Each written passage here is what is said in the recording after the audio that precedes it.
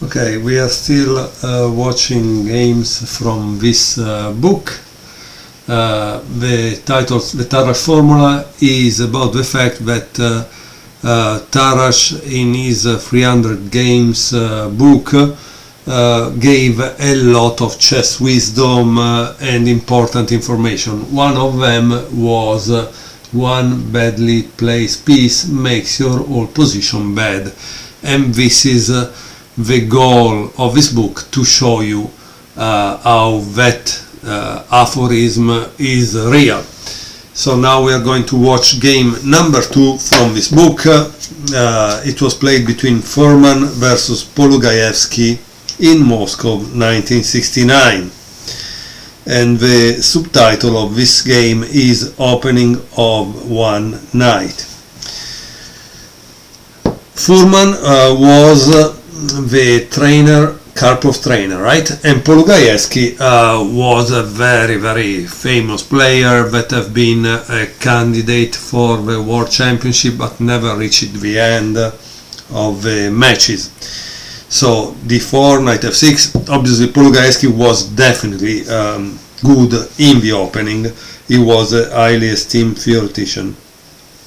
c4, e6, knight f3, bishop b4 check, knight b d2, castle, e3, b6, bishop d3, bishop b7, castle, d5, a3, bishop e7, b4, c5. As we can see, both armies are fighting for the center. Obviously this is a game 1969. These two guys were both top of the world, in the top 100, and were the best that you can find. So you would think that also for today they are still high level games. Okay, b takes c5, b takes c5, rook b1, and now Polugayevsky make a mistake. The mistake is bishop a6. It was better to play queen c8. Okay, so this practically complicates the development of a queen side. That's very a problem. Knight e5, c takes d4, e takes d4, knight f d7, challenging the white knight on his outpost. Knight d f3, getting ready to have another knight there if it's exchange. It was exchange. Knight takes e5, knight takes e5, and the game now, Polugayevsky make another mistake, which is bishop f6. Bishop f6, a mistake, Palatnik writes, after which black can't escape from white's wise-like grip, beast-like grip. The best fighting chance was an exchange sacrifice. So for Palatnik, black should have played bishop takes c4, knight takes c4, dc, bishop e4, and knight d7. So the exchange sacrifice would have been bad. But let's see why this is a fatal mistake.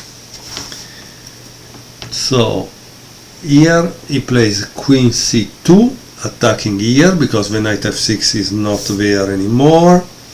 Black needs obviously to move, and the white continue with rook d1.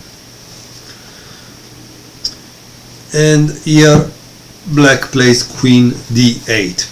Here it writes, black hopes to solve his problems by trading pieces. However, after the exchange of queens, the backfootness of black's queenside development, which is not developed, by the way, I don't know if you realize it, guys, I continue to tell you the same things, but I hope they become clear, right? We are at move 17. Move 17. these two have not been moved, so in a sense you are playing with all your pieces as white and black is playing with less 2 pieces, or at least one less, because this is out of a game, which means a -5, right? Okay, so it says the backwardness of black's queenside development becomes even more of a factor in the game. The illness of the immobile knight b8 threatens to become an epidemic for the entire army. So why Palatnik chose this game? Because for him the badly placed piece is this, not this, because this, okay. So this is the problem, that for 17 moves it's not been developed, it's not been moved, right? So that's why. That's really interesting. As you can see, we are really learning about a badly placed piece.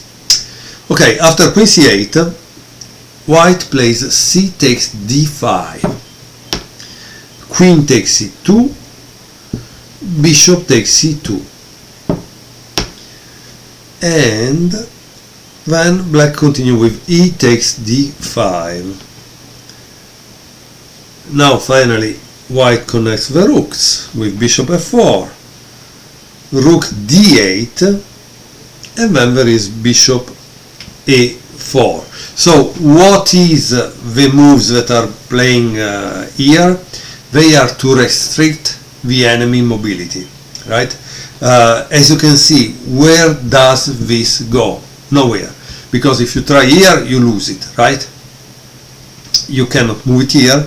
So what do you do here, right? That's the interesting part. Interesting, yeah. Okay. So let's see how we continue. We continue with bishop e7.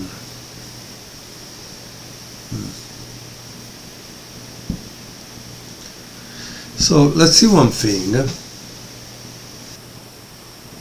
Okay, I paused the video for myself because I saw bishop e7, but I asked myself why black didn't take this. So black didn't take this, in my opinion, because after d takes e5, then it's kind of impossible to keep that, and it will lose it.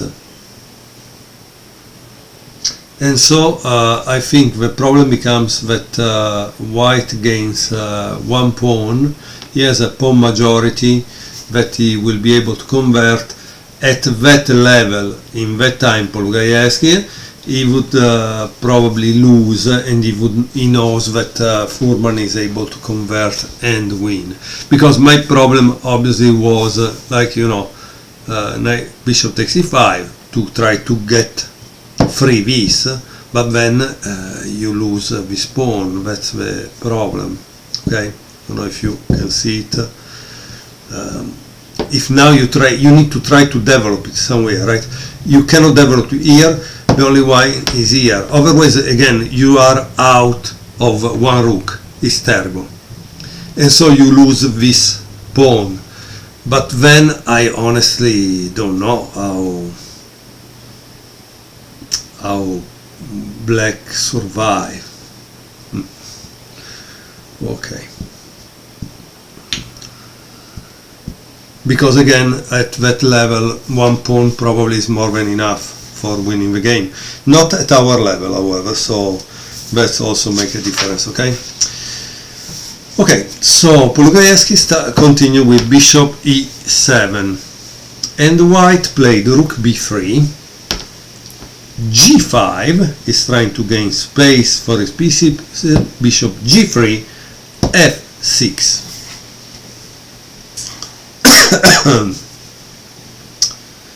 Okay, so what do you think white played in this moment?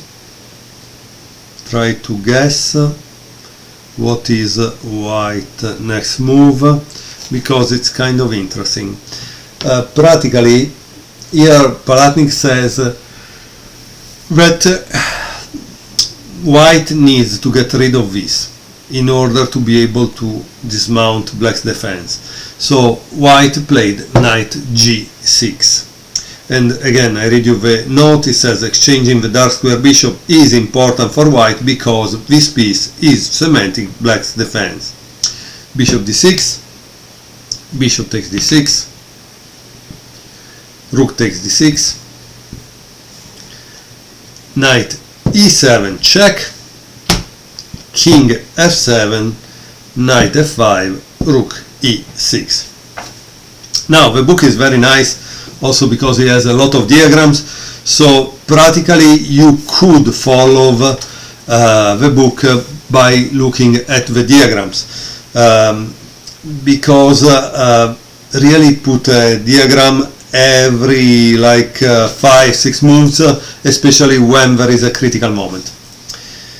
Okay, so again, you're white now. What do you play in this position? Try to pause the video, because you see a lot of people just do tactic after tactic after tactic, but they don't know what to do in a position where maybe there are no immediate tactics, but you need to win the game because you have a positional advantage and you want to convert that positional advantage into a material advantage that then will be converted into a win. Okay, so white could try to win a pawn, but instead he tries to bring the pieces, to make the pieces active and enter the enemy, and he plays rook c1. Okay, and here it says white is not tempted by winning a pawn and instead correctly strengthen the position of his pieces. Most important, it does not allow the knight to escape from his prison on b8. Okay, so as you can see, this move is important because it doesn't allow anything to happen. Okay, because that's why he played rook e6, because he wanted to play knight c6, and so as you can see, white has correctly understood what black wanted to do and neutralize it. So how does black continue? Black continue with h5, h3, h4, and rook c7 check. Notice that he can play rook c7 because now after h3 he has an escape. King f8, rook e3. So why this rook e3? Because that's the only active piece that black has. Once you exchange it, white is peachy because this is active but it's not doing nothing, and black is out of two pieces. So imagine how good and such a role model is this game for us, because it's really teaching us the importance of the activity of the pieces. This is active, you want to be exchanged, these are not active and they will stay in there and not move for the rest of the game. So obviously after rook e3 he played rook takes e3, knight takes e3, notice attacking this, bishop d3, and now there is rook c8, paralyzing once more the knight, because if he moves it here, takes the rook, right? King f7, and now there is the final move, which is knight takes d5, and black resign. Why resign? Because obviously knight c7 and this is over, right? So this is also a simple game to understand, but imagine we are at move 33 and these have never been used all game long. That's kind of crazy.